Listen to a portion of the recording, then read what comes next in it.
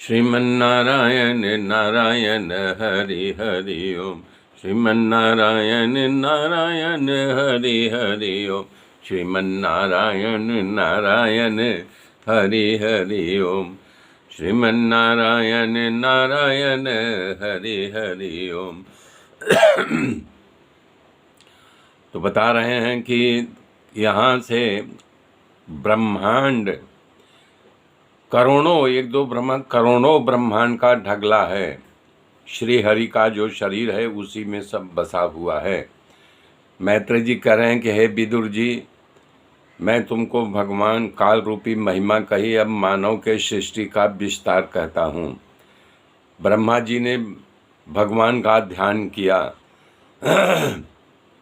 और सृष्टि का विचार किया। विचार करते ही उनके चार मानस पुत्र प्रकट हुए, सनत, सनंदन, सनातन और सनत कुमार, जिन्हें आज भी सनत कुमारों के नाम से जाना जाता है।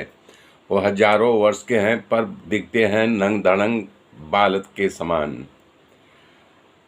तब उन्होंने सनत कुमारों से कहा कि आप सृष्टि की रचना करो, तो वो तपस्या में लग गए। बोले हम सृष्टि में नहीं फंसना चाहते हैं और तपस्या करने के लिए चले गए, बंधन में नहीं बंधना चाहते थे। वो लोग मोक्ष के अनुगामी हो गए। तब ब्रह्मा जी ने उनकी आज्ञा नहीं मानी। तब उनको क्रोध आया, तो क्रोध रोकने का बहुत प्रयास किया पर क्रोध को रोक नहीं पाए। क्रोध के बेस में से एक बालक क्रोध रूप में प्रकट हुआ और तुरंत रोने लगा। तो कहा, हे पिताजी, मेरा नाम और रहने की जगह दो। जो जन्म कर तुरंत रोने लगे, इसलिए तुम्हारा नाम रुद्र होगा। तुमको रहने के लिए हृदय, इंद्री, प्राण, आकाश, वायु, अग्नि, जल, पृथ्वी, सूर्य, चंद्रमा और तप, ये 11 स्थान दे रहा हूँ। उनको 11 स्थान दिए और बोले कि अब उसके साथ मन्यु, मनु, महिनस, महान, शिव, ऋतुध्वज, उग्ररेता, कौकाल, वामदेव और धृतवित्त 11 नाम दे रहा हूँ। एकादश रुद्र के नाम से तुम जाने जाओगे। तो उनके लिए बोले हैं धी, विति, उष्णा, उमा उनकी पत्नी के लिए, नीव, सर्पी, ईला, अंबिका, इरावती, सुधा, दीक्षा 11 रुद्राणी दिए के नाम से तुम जाने जाओगे। तो उनके लिए बोले हैं धी, विति, उष्णा, उमा उनकी पत्नी के लिए, नीव, सर्पी, ईला, अंबिका, इरावती, सुधा, दीक्षा 11 रुद्राणी दिए। ब्रह्मा जी की आज्ञा ले करके वो प्रजा पैदा किए पर तमाम भूत प्रेत।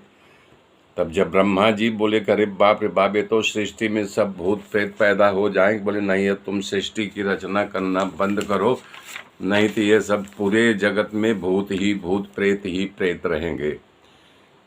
इसके बाद भगवान की शक्ति से भरपूर ब्रह्मा जी ने अपने शरीर से दूसरे 10 पुत्र पैदा किया।